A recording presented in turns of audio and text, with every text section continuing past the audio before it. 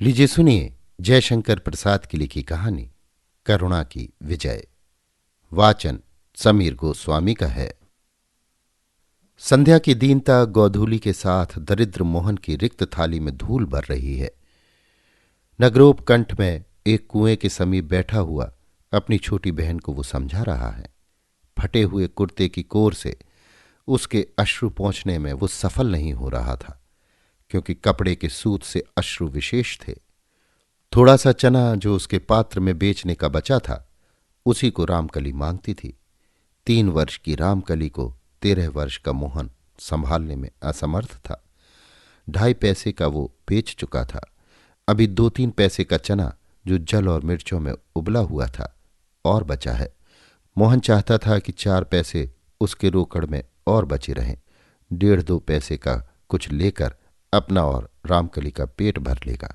4 पैसे से सवेरे चने उबालकर फिर अपनी दुकान लगा लेगा। किंतु विधाता को ये नहीं स्वीकार था। जब से उसके माता पिता मरे, साल भर से वो इसी तरह अपना जीवन निर्वाह करता था।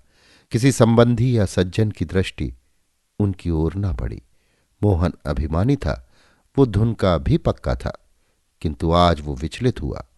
रामकली की कौन कहे, वो भी भूख की ज्वाला सहन न कर सका। अपने अदृष्ट के सामने हार मानकर रामकली को उसने खिलाया। बचा हुआ जो था उसने मोहन के पेट की गर्मी और बढ़ा दी।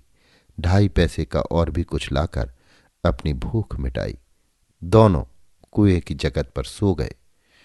दरिद्रता और करुणा से झगड़ा चल पड़ा। दरिद्रता बोली, देखो जी मेरा कैसा प्रभाव है। करुणा ने कहा, मेरा सर्वत्र राज्य है, तुम्हारा विद्रोह सफल न होगा। दरिद्रता ने कहा, गिरती हुई बालू की दीवार कहकर नहीं गिरती। तुम्हारा काल्पनिक क्षेत्र निहार की वर्षा से कब तक सिंचा रहेगा। अभिमान अभी तक चुप बैठा रहा, किंतु उससे नहीं रहा गया। कहा, मैं भी किसी दिल में घुसकर देखूंगा कि कौन जीतता है। दोनों ने पूछा कि तुम किसका साथ दोगे।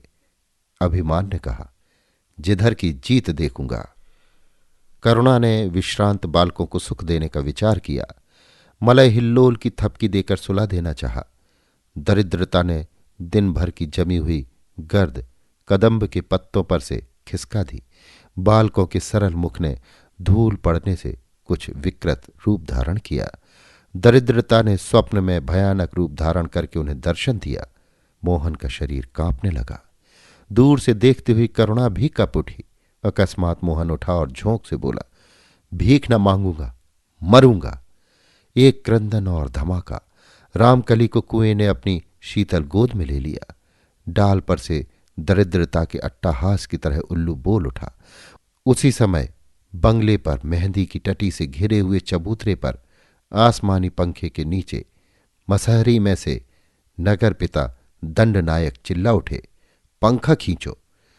प्रसन्न वदन न्यायाधीश ने एक स्थिर दृष्टि से देखते हुए अपराधी मोहन से कहा, बालक, तुमने अपराध स्वीकार करते हुए कि रामकली अपनी बहन की हत्या तुम्ही ने की है, मृत्युदंड चाहा है, किंतु न्याय अपराध का कारण ढूंढता है। सिर काटती है तलवार, किंतु वही सिर काटने के अपराध में नहीं तोड़ी जाती है। निर्बोध बालक, तुम्हारा कुछ भी अभी कर्तव्य नहीं है। तुमने यदि ये हत्या की भी हो तो तुम केवल हत्यारी के अस्त्र थे।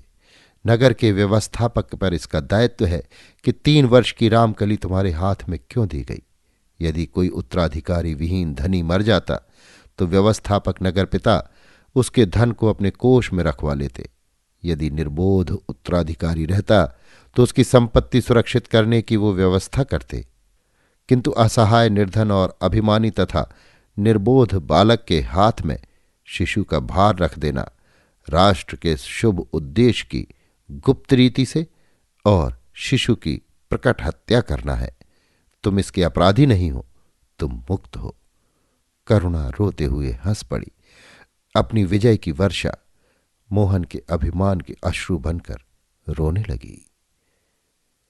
अभी आप सुन रहे थे जयशंकर प्रसाद की लिखी कहानी करुणा की विजय। वाचन समीर गोस्वामी का था।